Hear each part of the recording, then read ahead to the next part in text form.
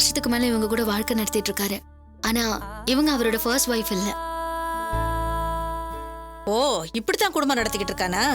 ரொம்ப கேடு கெட்டவனா இருப்பான் போல இருக்கு. ஐயோ, அவர் அப்படிலாம் சொல்லாதீங்க. அவர் ரொம்ப நல்லவர். மூத்தவங்க மேல மரியாதை உண்டு. அவங்க மேல மரியாதை வச்சிருக்கிறதால என் விஷயத்த வெளியே சொல்ல வேணான்னு சொன்னாரு. ஆமாங்கம்மா, மூத்த தாரத்துக்கு குழந்தை இல்ல, அதனாலதான் இவங்களோட தொடர்பு ஏற்பட்டிருக்கு. ஆனாலும் அவரு மூத்த தாரத்து மேல பெரிய மரியாதை வச்சிருக்காரு. அவங்களுக்கு பயந்துதான் இவங்களை வெளியில காமிக்காம வச்சிருக்காரு. மேடம், இந்த பொண்ணுக்கு 20 வயசு ஆக போகுது. பெத்தவரை அப்பான்னு கூப்பிட முடியல. இவங்களும் தைரியமா தான் புருஷன் யாருன்னு வெளியே சொல்லிக்க முடியல. இப்படி எல்லாம் சொல்றதுனால அவன் நல்லவன் ஆயிட முடியாதுமா. குழந்தை இல்லாத குறைக்கு உன் குடும்பம் எல்லாம் நடுத்தருவுல நிக்குது. அதை தைரியமா மூத்த சம்சாரத்துக்கிட்ட சொல்ல வேண்டியதானே? அந்த ஆளு யாருன்னு சொல்லு. என் வீட்டுக்காரர்கிட்ட சொல்லி உடனடியா அவனை கூட்டிட்டு வந்து முறைப்படி உன் கழுத்துல தாலி கட்ட வைக்கிறேன். அது முடியாது மேடம். ஏன் முடியாது? என் வீட்டுக்காரர் யாருன்னு தெரியும்ல, பெரிய மினிஸ்டர்.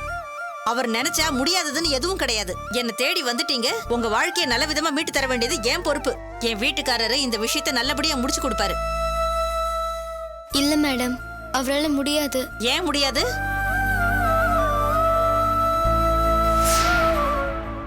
ஏன் சொல்ல மாட்டேங்கிறீங்க? ஏன் எங்க வீட்டுக்காரால முடியாது? ஏன்னா இந்த பொண்ணோட அப்பாவே உங்க வீட்டுக்காரர் தான்.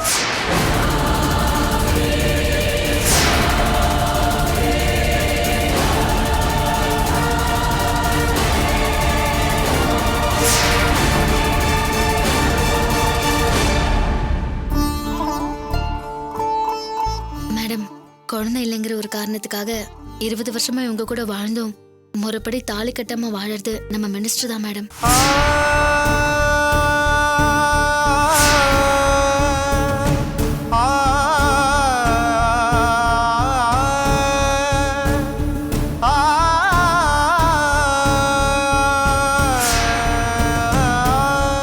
சொல்லுடி, இவங்க சொல்றதெல்லாம் உண்மையா?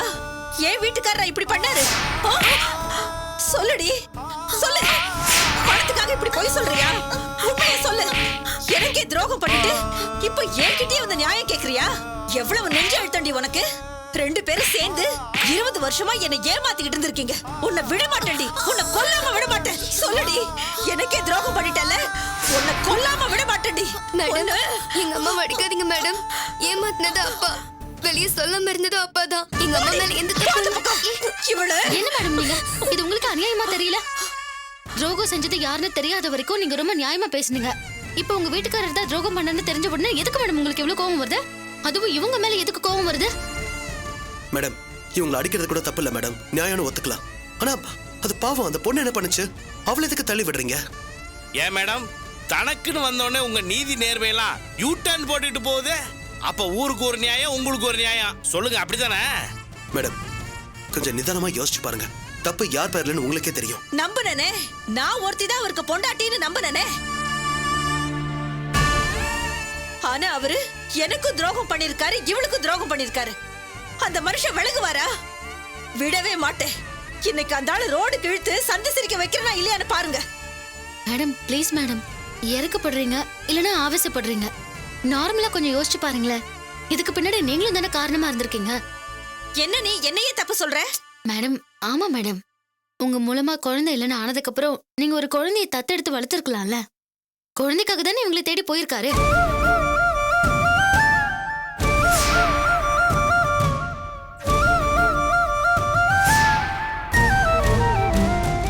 அப்படி போனாலும் உங்க மேல வச்சிருக்கிற மதிப்பும் மரியாதையும் குறைஞ்சுதா? ஒரு மனுஷன் 20 வருஷமா இந்த விஷயத்தை பொத்தி பொத்தி மறைச்சிருக்காருன்னா யாருக்கு பயந்து? உங்களுக்கு பயந்து தானே? அந்த மரியாதையை நீங்களே கெடுத்துக்கணுமா? நீங்க ஊரை கூட்டி அவரை பஞ்சாயத்துக்கு இழுத்தாலும் 20 வருஷமா நடந்த தப்பு தப்பு இல்லைன்னு ஆயிருமா?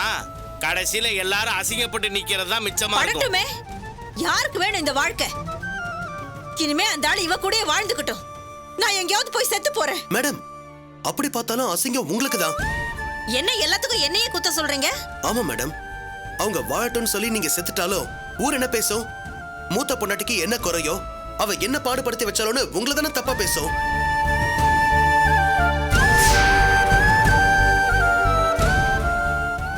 வேற ஒரு ஆம்பளை இருந்தா என்ன பண்ணிருப்பான்?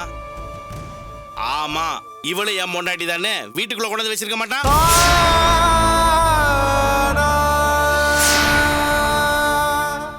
இவங்களுக்கு குழந்தை இருக்கு. நடு வீட்டுக்குள்ள இவங்களை கூட்டு வந்து உட்கார வச்சிருந்தா உங்க நிலைமை என்ன இருக்கும்? அப்படி ஒரு விஷயம் மட்டும் நடந்திருக்காதுங்க. செத்தாலும் அக்காவோட சம்மதம் இல்லாம இவங்களோட வாழ்க்கையில நான் கால் எடுத்து வச்சிருக்க மாட்டேங்க. அக்காவோட சாபத்தை வாங்கிட்டு இந்த வீட்டுக்குள்ள வாழ்றதுக்கு பதிலா நானும் என் பொண்ணும் இந்த ஊருக்கு முன்னாடி அசிங்கப்பட்டு செத்து போயிடுறோம். மேடம், இது அந்த அம்மா மனசுல இருந்து சொல்ற வார்த்தை. இவங்களும் உங்க மேல நிறைய மரியாதை வச்சிருக்காங்க, அதை புரிஞ்சுக்கங்க.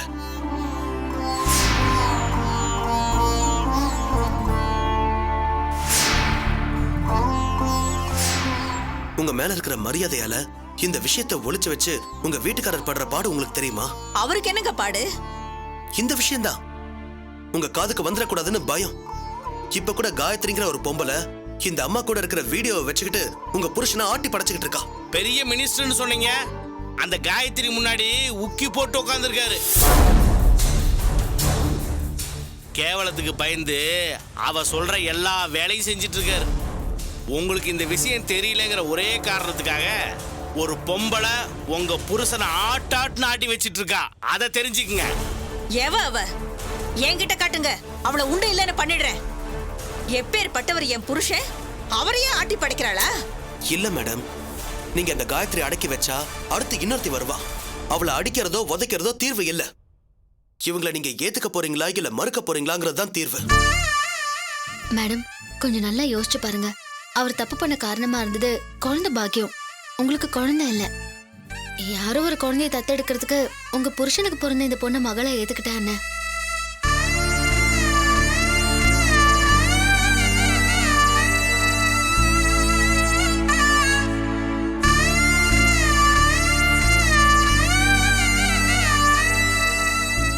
மேடம், அப்படியே பார்த்தாலும் இவ்வளவு உங்க பொண்ணு தானே.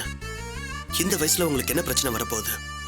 பாவம், அந்த பொண்ணை பாருங்க, 20 வருஷமா சொல்ல முடியாத வேதனையை அனுபவிச்சுட்டு இருக்கா.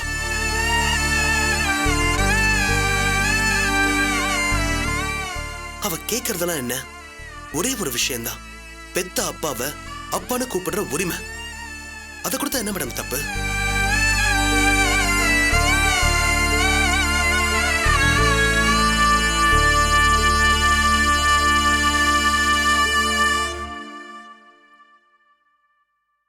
மேடம், உதவின்னு வந்து நின்னதும் யாருன்னே தெரியாது இவங்களுக்காக மனசு இறங்குனீங்க.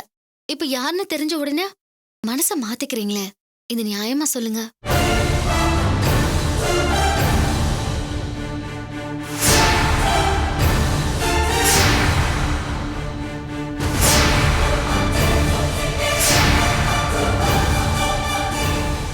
ஏத்துக்க மனசு இல்லைன்னா பரவாயில்லக்கா, நாங்க இப்படியே வாழ்ந்து செத்து போயிடுறோம். ஆனா மனசறிஞ்சு இந்த துரோகத்தை நான் உங்களுக்கு செய்யல. என்ன மன்னிச்சிட்டேன்னு ஒரு வார்த்தை சொல்லுங்க, இல்ல செத்து போன்னு ஒரு வார்த்தை சொல்லுங்க, நான் செத்து போயிடுறேன். மன்னிச்சேன்னு ஒரு வார்த்தை சொல்லுங்கக்கா.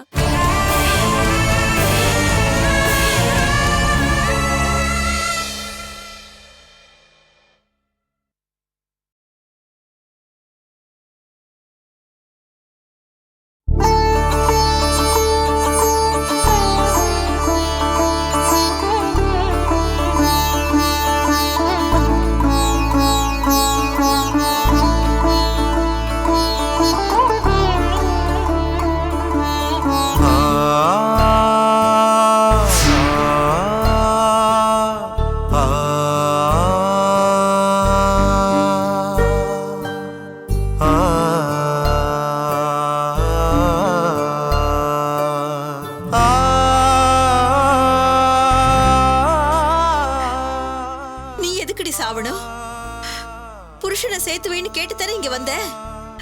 அக்கானு வாடி மனசுல இருந்து என்ன கூப்பிட்டல்ல, இனிமே நீ தாண்டி என் தங்கச்சி.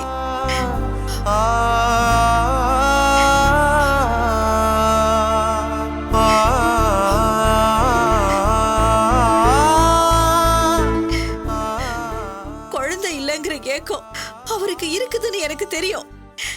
இருந்தாலும் எனக்காக பெத்த பொண்ணை அப்பான்னு கூப்பிட முடியாம போயிடுச்சே, இதுக்கப்புறமும் அவரை எப்படி என்னால வெறுக்க முடியும்?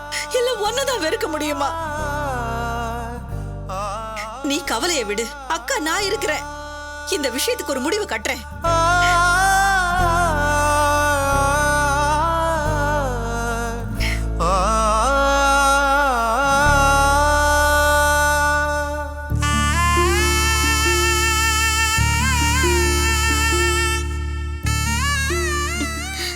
Thanks madam. மேடம்னு கூப்பிடாதே, அம்மான்னு கூப்பிடு. அம்மா. தேங்க்ஸ்மா.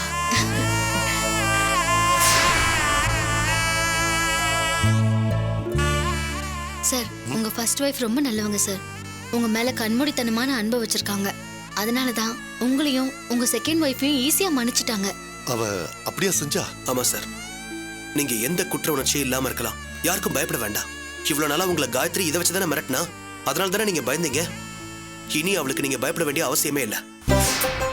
இப்போ உங்களுக்கு நிம்மதியா இருக்குமே. என்ன பாஸ் இன்னும் பழசியா நினைச்சிட்டு என் மேல கோவமா இருக்கீங்க? இனி நாம ஒண்ணுக்குள்ள ஒண்ணு பாஸ். சார் இப்ப நாங்க உங்ககிட்ட கேக்குறதெல்லாம் ஒண்ணே ஒண்ணுதான். எங்களுக்கும் உங்களுக்கும் என்ன பகை? ஆரம்பத்துல இருந்தே அந்த காயத்ரி தான் உங்களையும் எங்களையும் மோத விட்டு குளிர் காஞ்சுக்கிட்டு இருக்கா. மணல் லாரி விஷயமாகட்டும் இல்ல ஜெயின் விலாஸ் பிரச்சனையாகட்டும், இனிமேலும் நீங்க எங்களை பகையை தான் பார்க்க போறீங்களா? உங்க மேல நம்பிக்கை வச்சு ஓட்டு போட்டு உங்களை மக்கள் தேர்ந்தெடுத்திருக்காங்க. உங்க தலைமை உங்களை மினிஸ்டர் ஆக்கி அழக பார்த்திருக்க. இவ்வளவு பெரிய பதவியில இருந்துகிட்டு நீங்க காயத்ரிக்கு இவ்வளவு மோசமா உதவி பண்ணிருக்கீங்க. பிரகாஷ் உதவி இல்ல பிரகாஷ், அடியால் வேலையெல்லாம் பாத்துக்கிட்டு இருந்தாரு. ஐயா சொன்னாலும் சொல்லாட்டியும் அதுதானையா உண்மை. மக்கள் உங்க மேல வச்சிருக்கிற நம்பிக்கையும் நீங்க காப்பாத்தல, உங்க மனைவி உங்க மேல வச்சிருந்த நம்பிக்கையும் நீங்க காப்பாத்தலையா? ஆமாப்பா. சார் ஒரு தப்பான பொம்பளை தப்பான காரியத்துக்காக உங்களை யூஸ் பண்ணிட்டு இருக்கா. இது உங்களுக்கு உங்க தகுதிக்கும் சரியான விஷயமா?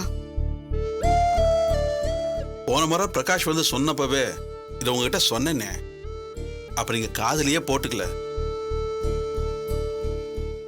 அப்பவும் அந்த பொம்பளை கிட்ட நான் சிக்கி இருந்தேன். அதனால என்னால எதுவும் பேச முடியல. செய்யறது தப்புன்னு தெரிஞ்சும் பேசாம தானே இருக்க ஐயா முடியுது. இப்பதான் உங்களுக்கு விடுதலை கிடைச்சிருச்சே, வாழ்க்கையில நிம்மதி ஆயிட்டீங்க. உங்க வீட்ல இருந்த சிக்கல் தீர்ந்து போச்சு. காயத்ரி உங்களை மிரட்டின விஷயத்துல இருந்து நீங்க மிண்டிட்டீங்க. இனிமே நீங்க என்னதாயா பண்ண போறீங்க?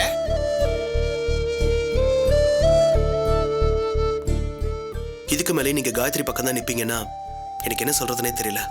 நான் பட்டதெல்லாம் போதும். அந்த பொம்பளை என்னை எப்படி எல்லாம் ஆட்டி வச்சிருக்கா. நீங்க செஞ்சது ரொம்ப பெரிய விஷயம்ப்பா. அதுக்கு மனசார நான் நன்றி சொல்றேன். அந்த காயத்ரியை பத்தி கவலைப்படாதீங்க. இனிமே நான் பாத்துக்கிறேன் அவளை. ரொம்ப ரொம்ப நன்றி சார். நன்றி எல்லாம் நீ சொல்லக்கூடாதுப்பா. நான் உனக்கு செய்யற கைமாறு ரொம்ப சின்னது. நான் அவளை என்ன செய்யறேன்னு மட்டும் பாரு. ரொம்ப சந்தோஷம் சார். அப்ப நாங்க வரோம். வரேங்க ஐயா. சத்யா, வரோம் சார். வரேன் பாஸ். நம்மள மரம் ஆம்பளையானெல்லாம் கேட்டால அவளை சும்மா விடக்கூடாதுன்னே. இன்னைக்கு அவளை உண்டு இல்லைன்னு பண்ணணும். அவ மேல விழுகிற மொத அடி என்னோட அடியா தரக்கணும். முட்டாள் அவளுக்கு என்ன அவனே திமிரு என்ன இருக்கு? இவனே என்ன விட்டுறவன அவளை இன்னைக்கு. என்னடா அது கதவு திறந்து கிடக்கு? வாடா காயத்ரி. ஏய் காயத்ரி, வினோதினி எங்க இருக்கீங்க? வாங்க வெளியே. Malarvizhi madam, Venkatesan sir. ஓ, சத்யா நீங்க படியேறி வரா சார். மலர்விழி மேடம். ஏய் காயத்ரி. சரிடா, நீங்க அது பக்கம் பாருங்க. காயத்ரி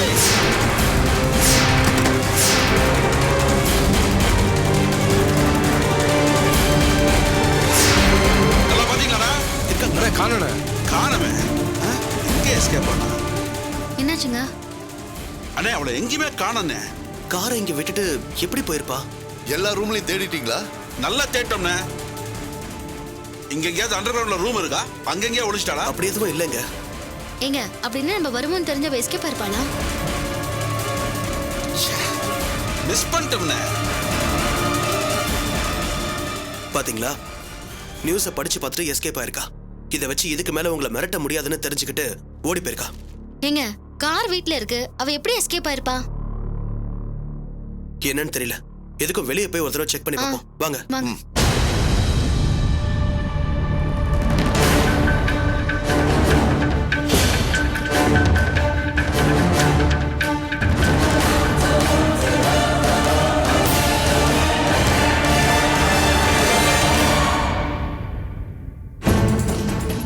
பிரகாஷ், அவளுக்கு இன்னும் உதவி செய்யறது யாரா இருக்கும்? தெரியல.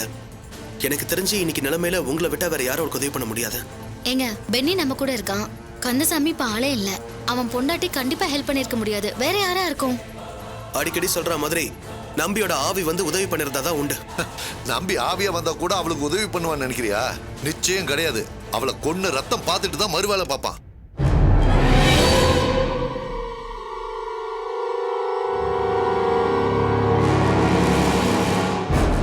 பிரகாஷ் இது பாருங்க, மோதிரம். காயத்ரி இல்ல வினோதினியோட தான் இருக்கும். இல்லங்க, இது ஏன் மலர்விழி மேடமோட தான் இருக்க கூடாது. அடிச்சு இழுத்துட்டு போயிருக்கான்னு நினைக்கிறேன். அவ எங்க கொண்டு போயிருக்கான்னு தெரியலையே, எங்க வச்சிருக்கான்னு தெரியலையே. மேடம் கவலைப்படாதீங்க. அவ எந்த மூலையில இருந்தாலும் புகையை போட்டு பாம்பை வெளியில கொண்டு வர மாதிரி அவளை வெளியே கொண்டு வந்தே தீருவேன். எப்படி அவளை பிடிச்சே தீருவேன். எங்களை படுத்தின பாட்டுக்கெல்லாம் அவ பதில் சொல்லியே ஆகணும்.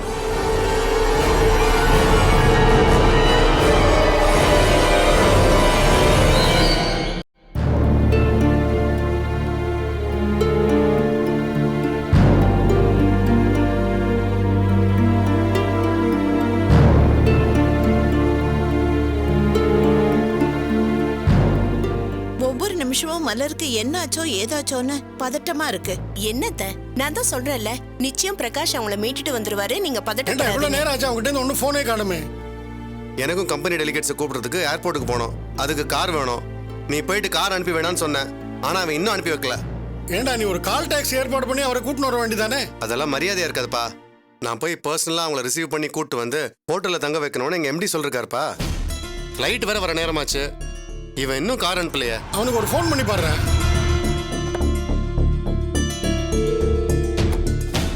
சாரி சகல, டிராபிக் அதான் லேட் ஆயிடுச்சு. பதறிட்டே இருந்தேன். கரெக்ட் டைமுக்கு தான் ஏன்பா வந்தீங்க. மூர்த்தி, அங்க மினிஸ்டர் வீட்ல என்னதான் நடக்குது? காயத்ரி பிடிச்சாங்களா இல்லையா? அதை ஏன் கேக்குறீங்க? காயத்ரி மறுபடியும் தப்பிச்சிட்டான். என்ன சொல்ற சகல?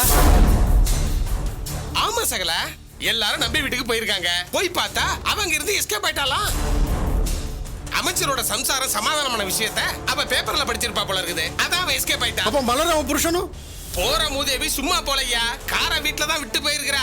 ஆனா மலரையும் மலர் ஹஸ்பண்டையும் கூடவே கடத்திட்டு போயிட்டாலாம். அவ அடங்கவே மாட்டா. அமைச்சரோட ஹெல்ப் இல்லாம அவ எப்படி காரியத்தை சாதிப்பா? அவ பெரிய கில்லாடிமா. நிச்சயமா அவ வேற ஏதாவது பிளான் வச்சிருப்பா. இப்பதான் அமைச்சர் நம்ம பக்கம் வந்துட்டார்ல, இனிமே நாம தைரியமா களத்துல இறங்கலாம். அவரோட ஹெல்ப் இருக்கிறதுனால பிரகாஷ் ஈஸியா காயத்ரியை பிடிச்சிருவான். என்னவோ போங்க. சரி உட்காருங்க, நான் காஃபி அதெல்லாம் கொண்டு வரேன். வேணாமா, டைம் ஆச்சு, நான் கிளம்புறேன். நான் வரேம்மா. வர சகல. சரி. வரையா மாம்சம் வரேன். ஏங்க, நீங்க ஏர்போர்ட் கிளம்பணும்னு சொன்னீங்கல்ல, போங்க.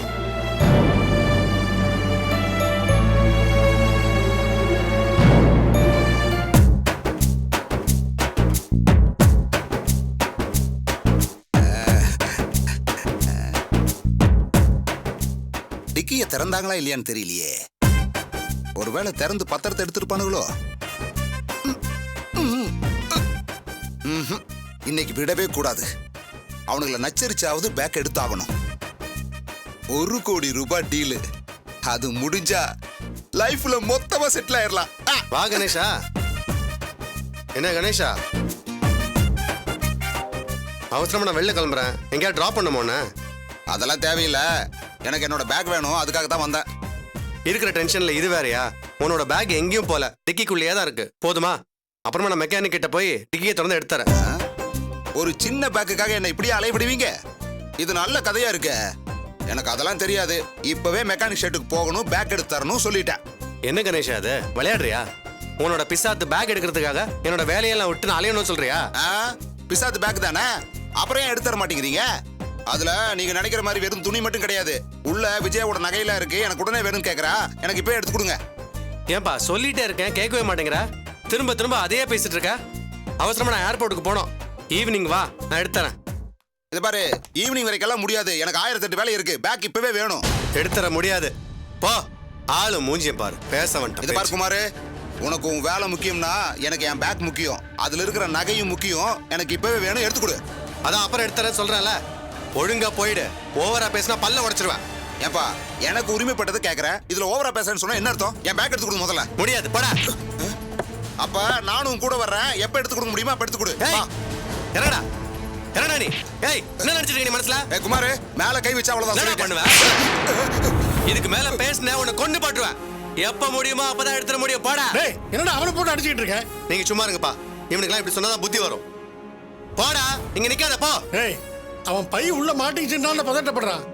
போற வழியில மெக்கானிக்கை பிடிச்சி ஓபன் பண்ணா ஒரு 10 நிமிஷம் ஆகுமா? அதை திறந்து எடுத்து கொடுத்தா எவ்வளவு நேரம் ஆகும்? கொடுத்துட்டு போடா. சரி போற வழியில எடுத்து வைக்கிறேன், அவன் அப்புறம் வந்து வாங்கிக்க சொல்லுங்க. அவன் போயிட்டு வந்ததுக்கு அப்புறம் எடுத்து கொடுப்பான்ப்பா, கவலைப்படாத. உன் பை எங்கேயும் போயிடாது.